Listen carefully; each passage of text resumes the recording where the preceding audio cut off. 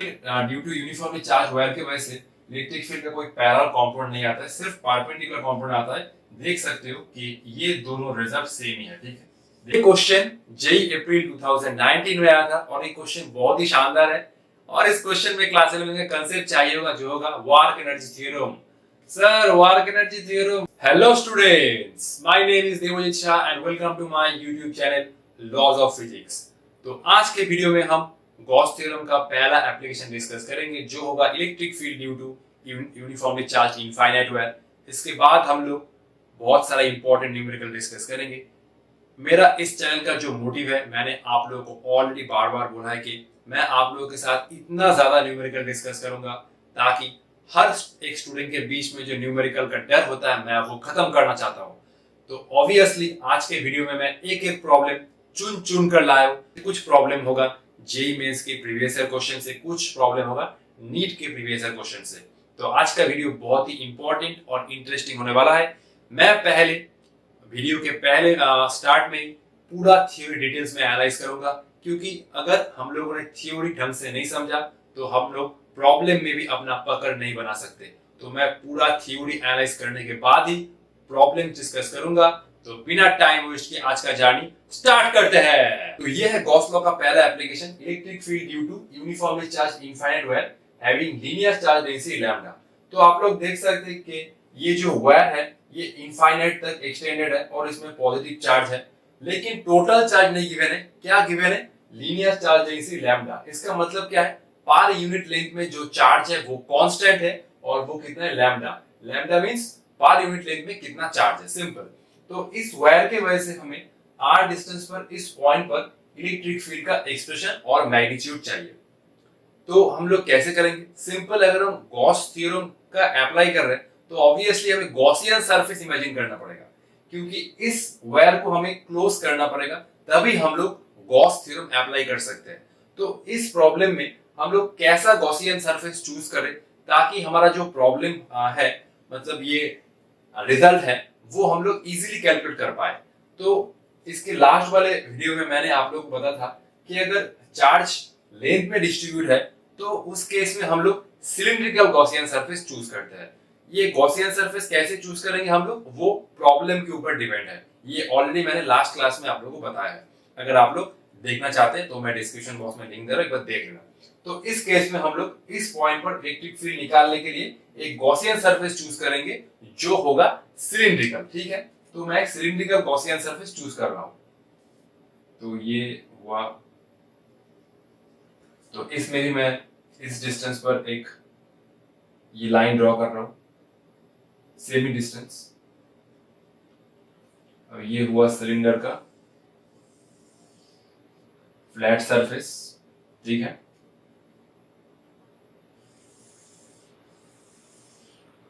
और ये दोनों हुआ फ्लैट सरफेस और ये जो बीच में है ये कार्व सरफेस। मैं आप लोगों को एक बोतल से दिखा देता हूँ, ठीक है। तो मान लो कि ये ऊपर वाला पोर्शन है, ये है फ्लैट सरफेस, नीचे वाला पोर्शन है फ्लैट सरफेस, और ये जो बीच में पोर्शन है वो है कार्व सरफेस, ठीक है। तो ये बोतल नीचे गिर गया, ठीक है, छोड़ दो। तो ये हुआ हमारा सिलिंड्रिकल गॉसियन सरफेस। अब इलेक्ट्रिक फील्ड निकालने के लिए हमें क्या करना पड़ेगा? जो हमारा फॉर्मूला था phi equal to Q enclosed by epsilon naught equal to integral of E dot ds, और ये S था, ठीक है। इस केस में देखो, इस सिलेंडर का तीन सरफेस है, ये दोनों फ्लैट सरफेस और ये बीच में कार्व सरफेस। तो सिंपल एक काम करो, इस तीनों सरफेस के थ्रू फ्लक्स निकाल लो और उसको एडिशन कर दो, ठीक है।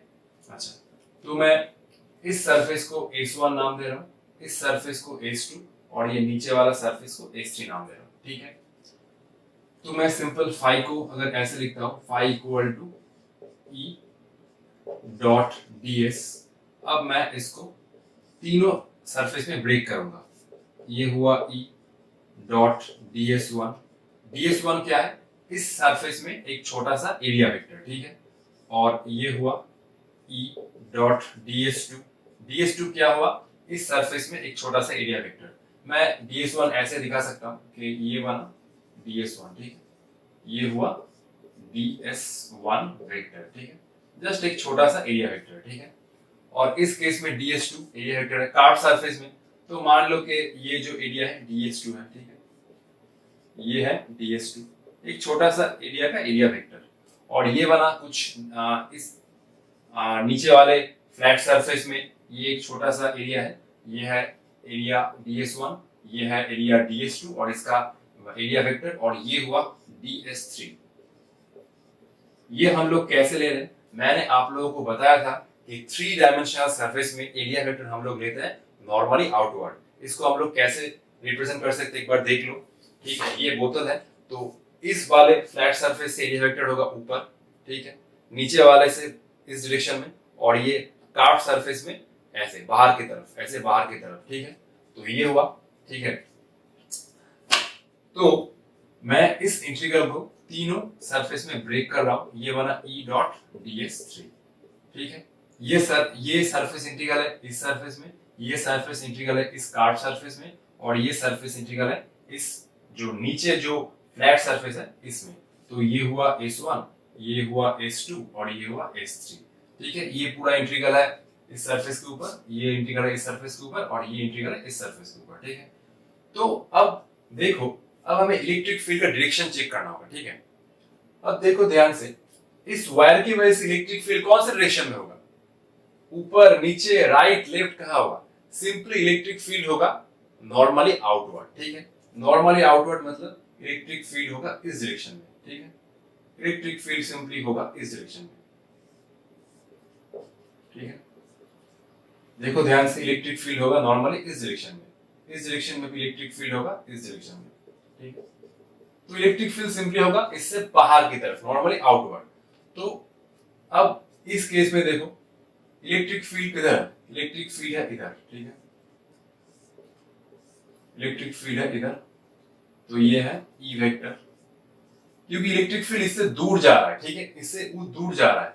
और इस केस में भी इलेक्ट्रिक फील्ड है इधर, ठीक है, इलेक्ट्रिक फील्ड है इधर। अब ध्यान से देखो, इस ऊपर वाले फ्लैट सरफेस में इलेक्ट्रिक फील्ड और एरिया वेक्टर के बीच में एंगल कितना बना, इसमें एंगल कितना बना, इसमें एंगल बना थीटा इक्वल टू 90। देख सकते हो दोनों वेक्टर परपेंडिकुलर है। ये कार्व सरफेस में देखो, इलेक्ट्रिक फील्ड और एरिया वेक्टर के बीच में एंगल कितना है, 0 डिग्री। और ये नीचे भी इलेक्ट्रिक फील्ड और एरिया वेक्टर के बीच में एंगल कितना बना, 90। तो बेसिकली ये दोनों इंटीग्रल तो गायब हो जाएगा। कैसे, देखो, ये हुआ E ds1 cos of 90 degree plus, ठीक है, मैं ये इंटीग्रल बाद में कर रहा हूं, और ये बना E ds3 cos of 90 degree, ठीक है। तो अच्छा, मैं इसको थोड़ा साइड में लिख रहा हूं, ठीक है। अच्छा, तो ये बना E ds3 cos of 90 degree. तो ये दोनों इंटीग्रल तो वैनिश, क्योंकि cos 90 0 होता है, ये पूरा इंटीग्रल 0, ये पूरा इंटीग्रल 0, और बीच में बचा ये कार्व सरफेस के थ्रू सरफेस इंटीग्रल। अब ध्यान से देखो, कार्व सरफेस में तो क्लियरली हमें दिख रहा है कि इलेक्ट्रिक फील्ड और एरिया वेक्टर के बीच में एंगल 0 है, ठीक है। अब ध्यान से देखो कि इस सरफेस के हर एक पोर्शन पे इलेक्ट्रिक फील्ड और एरिया वेक्टर सेम डायरेक्शन में है। अगर मैं यहाँ पर एक छोटा सा एलिमेंट चूज करता हूँ, तो ये बना ds2, और इस पोर्शन में भी इलेक्ट्रिक फील्ड और एरिया वेक्टर के बीच में एंगल कितना होगा, सिंपल 0 डिग्री। और अगर मैं इधर भी चूज करता हूँ, देखो, अगर मैं इधर भी चूज करता हूँ, ये था S2, ठीक है, और अगर मैं ds2 इधर भी चूज करता हूँ, तो इस केस में भी एंगल 0 डिग्री आएगा, ठीक है। तो कार्व सरफेस के हर एक पॉइंट पर इलेक्ट्रिक फील्ड और एरिया वेक्टर के बीच में एंगल हो रहा है 0, सिंपल। तो मैं इसको लिख सकता हूँ E ds2 cos of 0 degree. ये वाला इंटीग्रल खत्म, ये वाला इंटीग्रल खत्म, क्योंकि cos 90 0 है, तो बचा सिर्फ बीच वाला इंटीग्रल, ये ds2 cos 0 is 1। अब ध्यान से देखो, इस इंटीग्रल से, इस इंटीग्रेशन से क्या मैं इलेक्ट्रिक फील्ड को बाहर ले सकता हूँ या नहीं ले सकता हूँ? ध्यान से सुनो, E जो टर्म है, मैं E को क्या इस इंटीग्रेशन के बाहर ले आ सकता हूँ? हाँ, ले आ सकता हूँ। क्यों? अब देखो, इस वायर से, ठीक है, इस वायर से ये जो कर्व सरफेस का हर एक पॉइंट है वो इक्वी डिस्टेंट पॉइंट पर है, ठीक है। ये वायर से ये कर्व सरफेस का हर एक पॉइंट इक्वी डिस्टेंट पॉइंट पर है। इस वायर से इस कर्व सरफेस का हर एक पॉइंट इक्वी डिस्टेंट पॉइंट पर है। इस वायर से भी इस साइड इक्वी डिस्टेंट पॉइंट पर है। तो इक्वी डिस्टेंट पॉइंट पर इलेक्ट्रिक फील्ड का मैग्नीट्यूड जो होगा वो सेम ही होगा, मतलब सेम डिस्टेंस पर इस वायर से सेम डिस्टेंस पर इस कार्व सरफेस का हर एक पॉइंट है, तो ऑब्वियसली कार्व सरफेस का हर एक पॉइंट के ऊपर इलेक्ट्रिक फील्ड का जो मैग्नीट्यूड होगा वो सेम ही होगा, इधर भी सेम इधर भी सेम, क्योंकि ये साइड भी इस वायर से सेम ही डिस्टेंस पर है। तो इसीलिए मैं E को बाहर ले आ सकता हूं, ठीक है, मैं साइड में लिख देता हूं, बिकॉज मैग्नीट्यूड ऑफ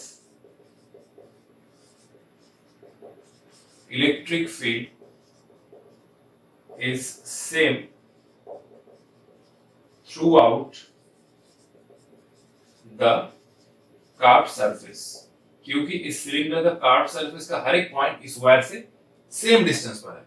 अब मुझे DS2 करना होगा, ठीक है। अब देखो ये हुआ सिलेंडर का टोटल लेंथ, ठीक है, ये हुआ सिलेंडर का टोटल लेंथ, ठीक है, L, ठीक है, और ये हुआ इस सिलेंडर का रेडियस।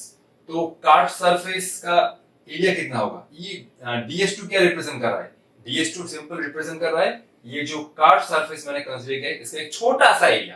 तो इंटीग्रेशन करने से क्या मिलेगा, टोटल एरिया मिलेगा, किसका, इस कर्व्ड सरफेस का।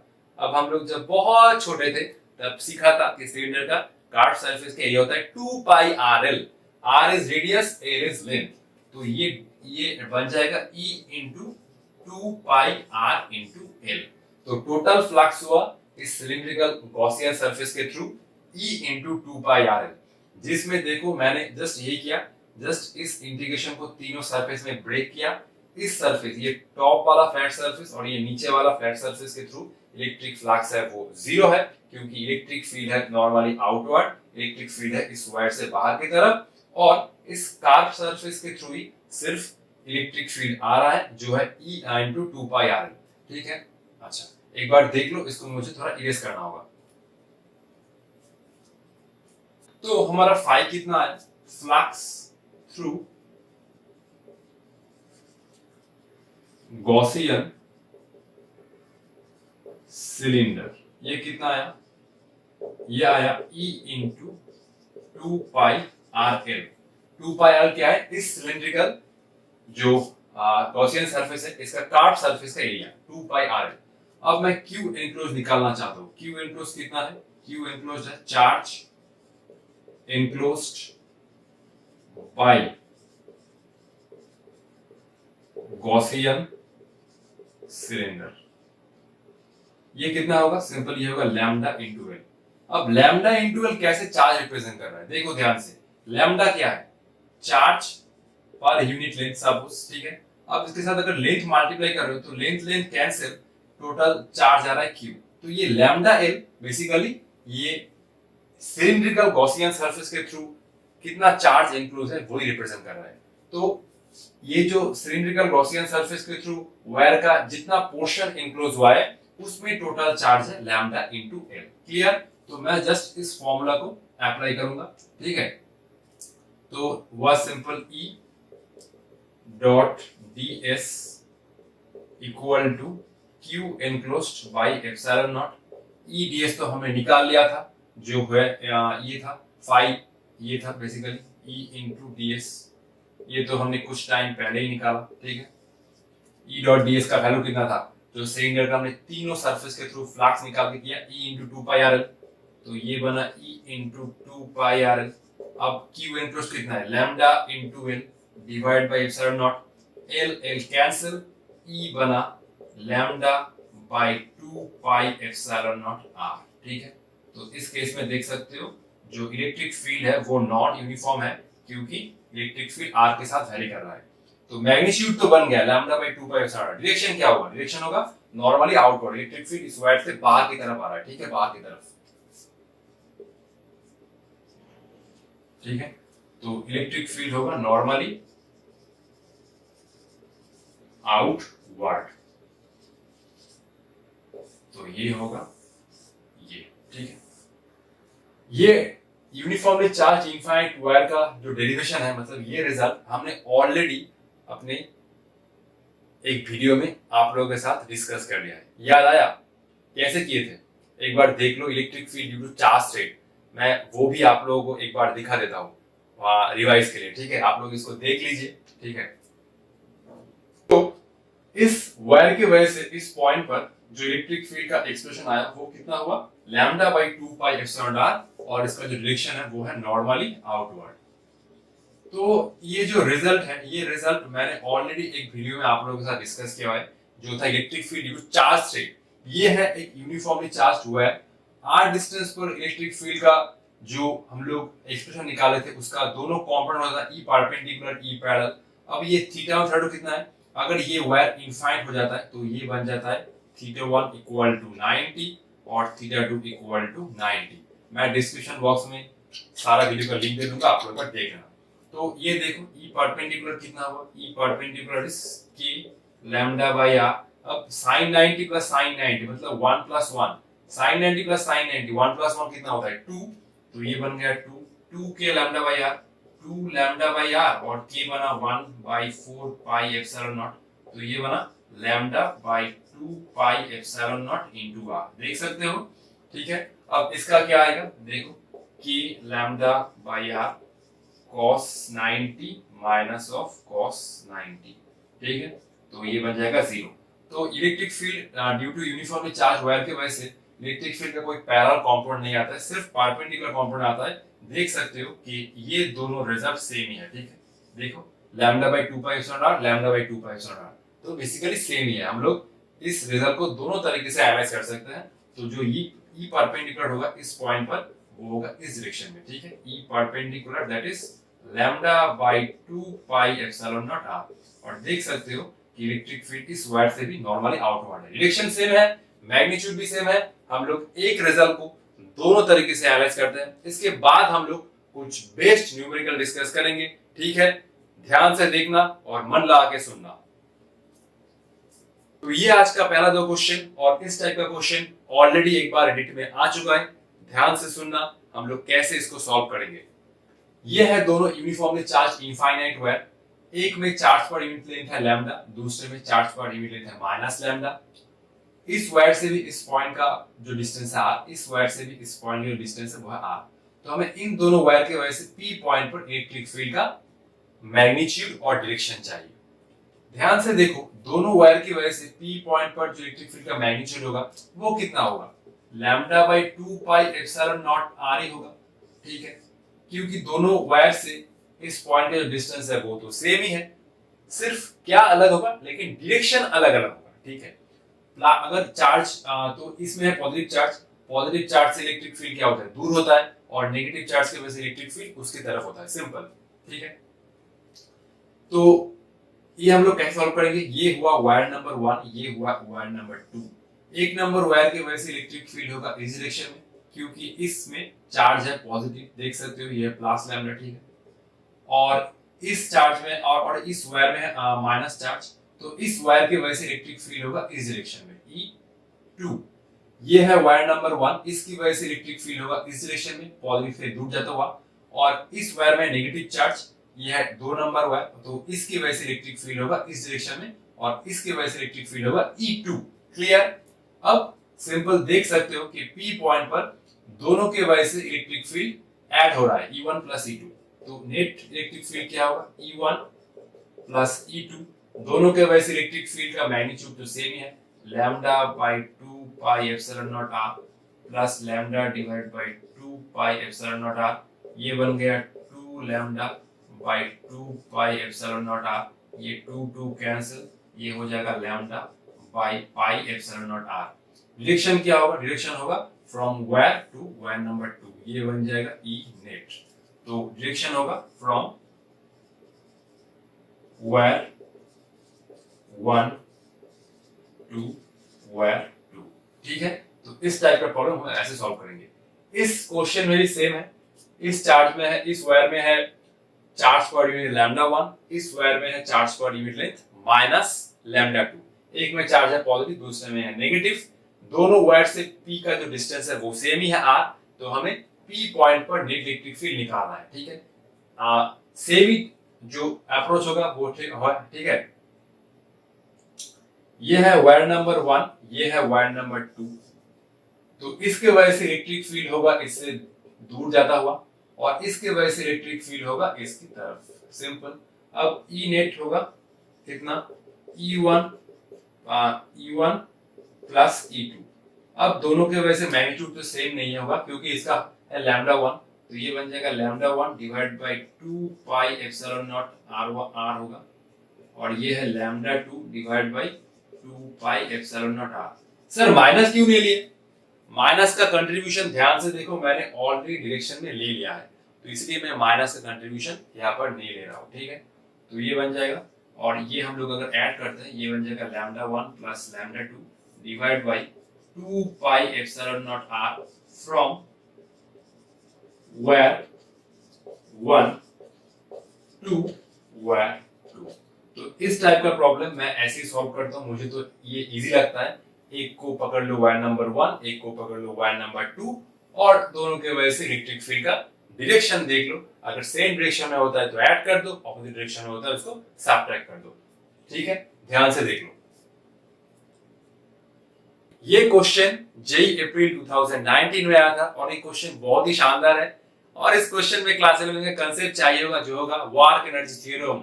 सर वर्क एनर्जी थ्योरम इस चैप्टर में तो बहुत बार वर्क एनर्जी थ्योरम का कांसेप्ट आया है, ठीक है। मैंने ऑलरेडी बहुत प्रॉब्लम आप लोगों को वर्क एनर्जी थ्योरम से मिक्स करके सॉल्व करा है, और इस प्रॉब्लम में वर्क एनर्जी थ्योरम का कांसेप्ट बहुत मतलब उम्दे तरीके से अप्लाई होगा, ठीक है।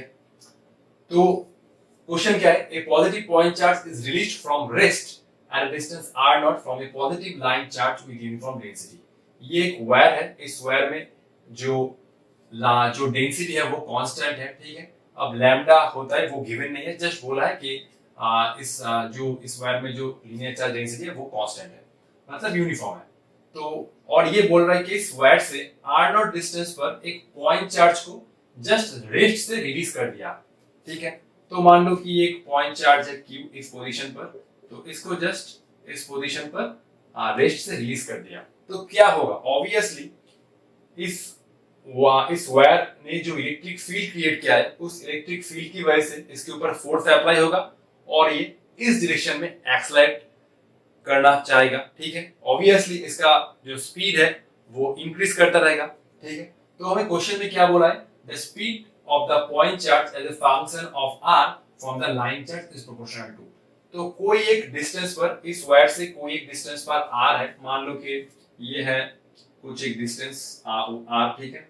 तो इस r डिस्टेंस पर इसका जो स्पीड है v, ठीक है, वो इस r के ऊपर कैसे डिपेंड करेगा, यही हमें फाइंड करना है। ऑब्वियसली इसका जो स्पीड है वो इस डायरेक्शन में बढ़ता रहेगा क्योंकि इसके ऊपर एक्सेलरेशन अप्लाई होगा ड्यू टू इलेक्ट्रिक फील्ड, ठीक है। तो हम लोग ये v निकालना चाहते हैं इन टर्म्स ऑफ r। तो मैं ये कैसे करूंगा, ठीक है, एक बार ध्यान से देख लो, ठीक है। अच्छा, तो मैं मान रहा हूं कि ये जो डिस्टेंस है, ठीक है, मान लो जब ये चार्ज पार्टिकल एक्सलेट करते करते इस पोजीशन पर आ गया, ठीक है, तो ये जो डिस्टेंस है, ठीक है, वो है x, ठीक है। अब चार्ज पार्टिकल इस पोजीशन पर है, ठीक है, तो इस पोजीशन पर इलेक्ट्रिक फील्ड का क्या मैग्नीट्यूड है? इस वायर के वजह से इस पॉइंट पर इलेक्ट्रिक फील्ड का मैग्नीट्यूड क्या है? सुनो ध्यान से, मैंने मान लिया कि ये चार्ज इस पोजीशन से एक्सलेट करते करते इस पोजीशन पर आया, जो इस वायर से डिस्टेंस है x। तो इस पोजीशन पर इलेक्ट्रिक फील्ड का क्या मैग्नीट्यूड है? इलेक्ट्रिक फील्ड का जो मैग्नीट्यूड होगा, electric field at distance x, ये क्या होगा? ये होगा, मैंने मान लिया कि इसमें लैम्डा है, लीनियर चार्ज डेंसिटी होगा, lambda divide by 2 pi epsilon into x। तो इलेक्ट्रिक फील्ड है इस डायरेक्शन में, ठीक है। अब पॉजिटिव चार्ज है, ऑब्वियसली इसके ऊपर जो फोर्स अप्लाई होगा वो इलेक्ट्रिक फील्ड की डायरेक्शन में ही होगा, ठीक है। अच्छा, तो मैं अब क्या करूंगा? अब मैं वर्क एनर्जी थ्योरम का यूज करूंगा, ठीक है। वर्क एनर्जी थ्योरम क्या कहता है? वर्क एनर्जी थ्योरम ये कहता है कि work done by net force. यहां पर नेट फोर्स कौन सा है? जो है इलेक्ट्रोस्टैटिक फोर्स, जो इस वायर के वजह से अप्लाई होगा, ठीक है, equal to change in kinetic energy. ध्यान से सुनना। तो मैं पहले ये निकाल लेता हूं work done by net force. तो वर्क डन बाय यहां पर क्या होगा, इलेक्ट्रिक फोर्स, ठीक है। मैं ये पहले निकाल लूंगा work done by electric force. जब पार्टिकल रेस्ट से कोई डिस्टेंस r पर गया तो इसका वेलोसिटी हमें इन टर्म्स ऑफ r निकालना है, ध्यान से सुनना, ठीक है। तो x पोजीशन पर मतलब x डिस्टेंस पर इस पॉइंट पर इलेक्ट्रिक फील्ड कितना हुआ, lambda by 2 pi epsilon x। अगर मैं इस चार्ज को इस डायरेक्शन में थोड़ा सा डिस्प्लेसमेंट देता हूं, ठीक है, थोड़ा सा dx, ठीक है, तो वर्क डन कितना होगा, सिंपल, ये मुझे निकालना है। x डिस्टेंस जाके इलेक्ट्रिक फील्ड कितना हुआ ये। अब मैंने इस चार्ज पार्टिकल को थोड़ा सा अगर डिस्प्लेसमेंट दिया तो वर्क डन कितना होगा, ये हुआ dw, ये होगा सिंपल f डॉट dx, ठीक है। इस पोजीशन पर f और dx का तो डायरेक्शन सेम ही है, ऑब्वियस इलेक्ट्रिक फील्ड इस डायरेक्शन में, फोर्स भी डायरेक्शन में है, तो ये बन जाएगा f into dx cos of 0 degree, ये बन जाएगा f into dx। f कितना होगा, f होगा q into e dx। अब e कितना है, u है, lambda by 2 pi epsilon x, ये बन जाएगा lambda by 2 pi epsilon not x, ये बना dx, ठीक है। तो चार्ज को x डिस्टेंस जाके dx डिस्प्लेसमेंट देने से कितना वर्क डन करना पड़ा इलेक्ट्रिक फोर्स को, ये होगा q lambda by 2 pi epsilon x, ठीक है। अब अगर चार्ज इस पोजीशन से मान लो कि चार्ज कुछ इस पोजीशन पर आ गया, ठीक है, और ये जो पूरा डिस्टेंस हुआ, ठीक है, अच्छा, ये जो पूरा डिस्टेंस हुआ ये हुआ कुछ r, ठीक है। चार्ज पहले इस पॉइंट पर था, फिर चार्ज एक्सेलरेट करते करते करते करते, ठीक है, चार्ज इस पोजीशन से एक्सेलरेट करते करते इस पोजीशन तक आ गया, ठीक है, और ये हुआ डिस्टेंस r इस वायर से। चार्ज पहले यहां था, ठीक है, और इस पोजीशन से इस पोजीशन तक आते जाते इसका वेलोसिटी हो गया कुछ v, ठीक है, ठीक है। तो बेसिकली अगर हम टोटल वर्क डन फाइंड करना चाहे कि पार्टिकल जब इस पोजीशन से इस पोजीशन तक आ रहा है तो इस इलेक्ट्रिक फोर्स में कितना वर्क डन किया, तो हमें इंटीग्रेशन करना पड़ेगा, क्योंकि देख सकते हो कि ये वर्क डन वेरिएबल है, क्योंकि इस केस में जो इलेक्ट्रिक फील्ड है वही वेरिएबल है, मतलब फोर्स वेरिएबल है। तो फोर्स अगर वेरिएबल होता है तो टोटल वर्क डन निकालने के लिए हमें इंटीग्रेशन करना पड़ता है। ये हमने क्लास 11 में सीखा था ऑलरेडी, ठीक है। अगर आप लोगों ने भूल गया तो मैंने ऑलरेडी बता दिया कि अगर फोर्स वेरिएबल होता है, क्योंकि देख सकते हो इस केस में इलेक्ट्रिक फील्ड है वो 1/x है, तो ऑब्वियस इलेक्ट्रिक फील्ड x का वेरी कर रहा है ना, इलेक्ट्रिक फील्ड इक्वेशन वेरी कर रहा है, तो फोर्स भी वेरी करेगा। अगर फोर्स वेरी करता है तो नेट वर्क डन फाइंड करने हमें इंटीग्रेशन करना पड़ता है। तो x डिस्टेंस जाके dx डिस्प्लेसमेंट देने से जो इलेक्ट्रिक फोर्स ने इतना वर्क डन किया। अब work done by electric force, ठीक है, ये होगा, ये कितना होगा, ये होगा इंटीग्रेशन ऑफ d w, ठीक है, dw। अच्छा, इंटीग्रेशन करना पड़ेगा, ये हुआ q lambda by 2 pi epsilon not x into dx, q lambda by 2 pi epsilon dx। Limit क्या होगा, पहले पार्टिकल इस पोजीशन पर था, अब पार्टिकल इधर आ गया, तो ये हुआ r नॉट, ठीक है, ये हुआ लोअर लिमिट r नॉट किसका, x का, ठीक है, और ये जब पार्टिकल इधर पहुंच गया तो ये हुआ r, तो x इक्वल टू r होगा, ठीक है। अब मैं इसको क्या करूंगा, ये हुआ q lambda by 2 pi epsilon naught dx by x कितना होगा, dx बाय x को मैं ऐसे लिखता हूं dx बाय x, ये हुआ लोअर लिमिट r नॉट, ये हुआ अपर लिमिट r, ठीक है। तो ये बना q lambda by 2 pi epsilon naught dx by x कितना आएगा, ln x, lower limit r naught upper limit r, ये बन जाएगा q lambda by 2 pi epsilon naught ln r minus ln r naught, ठीक है। ये लॉग का property है, q lambda by 2 pi epsilon naught ln r by r naught. तो charge particle जब इस पोजीशन से इस पोजीशन तक गया तो इलेक्ट्रिक फोर्स ने कितना काम किया, ये हुआ टोटल वर्क डन जो है q lambda by 2 pi epsilon ln r by r naught. ये तो हमने निकाल लिया, ये कैसे निकालेंगे, तो इसके लिए मुझे थोड़ा ये बोर्ड इरेज करना होगा, ठीक है, आप लोग इसको एक बार नोट कर लीजिए। तो हमने ये कितना निकाल लिया, q lambda by 2 pi epsilon naught ln r by r naught, ठीक है। अब चेंज इन काइनेटिक एनर्जी कितना है?